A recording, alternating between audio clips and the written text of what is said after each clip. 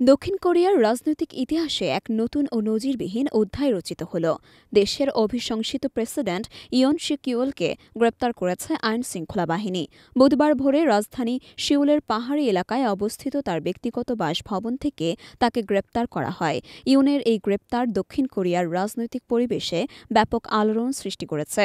দক্ষিণ কোরিয়া, যাকে গণতন্ত্রের সাফল্যের একটি প্রতীক হিসেবে বিবেচনা করা হয়, সাম্প্রতিক সময়ে অভূতপূর্ব রাজনৈতিক সংকটের সম্মুখীন হয়েছে। ৩রা ডিসেম্বর জাতির উদ্দেশ্যে দেওয়া ভাষণে প্রেসিডেন্ট ইয়ন সুক ইয়োল আকস্মিকভাবেই সামরিক আইন জারির ঘোষণা দেন। তিনি এই পদক্ষেপকে রাষ্ট্রবিরোধী শক্তি নির্মূলের অংশ হিসেবে উল্লেখ করলেও দেশজুড়ে তীব্র প্রতিক্রিয়ার সৃষ্টি হয়। প্রবল জনমত এবং আন্তর্জাতিক সমালোচনার মুখে তাকে সামরিক আইন প্রত্যাহার করতে বাধ্য করা হয়। এই পদক্ষেপ দক্ষিণ কোরিয়ার রাজনৈতিক স্থিতিশীলতাকে বিপর্যস্ত করে। কয়েক দশকের গণতান্ত্রিক অগ্রযাত্রার গৌরব ক্ষুণ্ণ হয়। বিরোধী দল তার এই পদক্ষেপকে ক্ষমতার অপব্যবহার এবং গণতন্ত্রের প্রতি অবজ্ঞা হিসেবে চিহ্নিত করে। এর ফলশ্রুতিতে সংসদে তার বিরুদ্ধে অভিশংসনের প্রস্তাব আনা হয়। প্রথম দফা অভিশংসনের পর গত ১৪ ডিসেম্বর দক্ষিণ কোরিয়ার সাংবিধানিক আদালত তাকে বরখাস্ত করে। কিন্তু ক্ষমতাচ্যুত হওয়া সত্ত্বেও আইনি জটিলতার কারণে তিনি এখনও প্রেসিডেন্ট হিসেবে কিছু ক্ষমতা ধরে রেখেছিলেন। তবে বুধবার তাকে গ্রেপ্তারের মধ্য দিয়ে দক্ষিণ কোরিয়ার রাজনীতিতে একটি ঐতিহাসিক মুহূর্ত যুক্ত হল।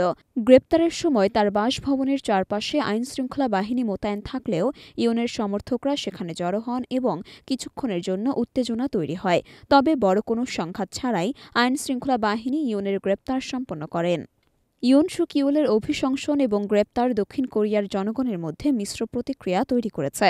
একদিকে অনেকে এটিকে আইনের শাসনের বিজয় হিসেবে দেখেছেন, অন্যদিকে ইয়নের সমর্থকরা এটিকে রাজনৈতিক প্রতিহিংসার অংশ বলে মনে করছেন। এই ঘটনা শুধু দক্ষিণ কোরিয়ার জন্য নয়, গোটা বিশ্বের জন্যই একটি শিক্ষণীয় উদাহরণ। গণতান্ত্রিক ব্যবস্থায় আইন ও নৈতিকতার প্রতি শ্রদ্ধা অগ্রাধিকার পায় এবং ক্ষমতার অপব্যবহারের বিরুদ্ধে ব্যবস্থা নেওয়া হয়।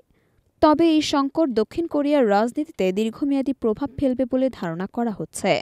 দক্ষিণ কোরিয়ার প্রেসিডেন্ট ইয়ন সুক ইয়োলের গ্রেপ্তার শুধু দেশটির বর্তমান রাজনৈতিক সংকট নয়, গণতন্ত্রের স্থিতিশীলতার উপর আস্থার সংকটকেও নির্দেশ করে।